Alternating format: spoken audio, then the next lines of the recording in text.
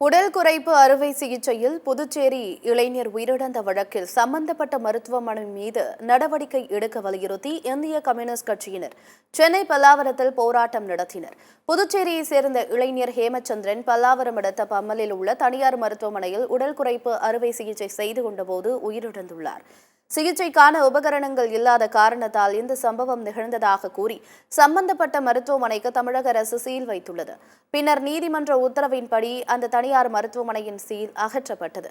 இதை கண்டித்தும் சம்பந்தப்பட்ட மருத்துவமனை நிர்வாகம் மற்றும் மருத்துவர் மீது நடவடிக்கை எடுக்க வலியுறுத்தி பல்லாவரம் பேருந்து நிலையம் அருகே சிபிஐ கட்சி சார்பாக ஆர்ப்பாட்டம் நடைபெற்றது. இதில் கம்யூனிஸ்ட் கட்சி நிர்வாகிகள் மற்றும் ஹேமச்சந்திரனின் பெற்றோர் கண்டன முழக்கங்களை எழுப்பி போராட்டம் நடத்தினர்.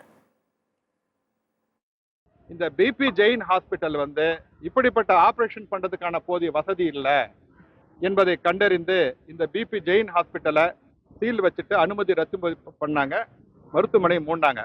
அதே போல டாக்டர் பெருங்கோ அவர் கூட அந்த டியூட்டியில இருந்த ட்ரெயின் ஆகாத டாக்டருங்க நர்ஸ் எல்லாம் இருக்கிறான்னு கண்டறியப்பட்டு அவர் மீது சட்டப்படி தக்க நடவடிக்கை எடுக்க வேண்டும் என்று தமிழ்நாடு மெடிக்கல் கவுன்சிலுக்கு பரிந்துரை பண்ணியிருக்கிறாங்க.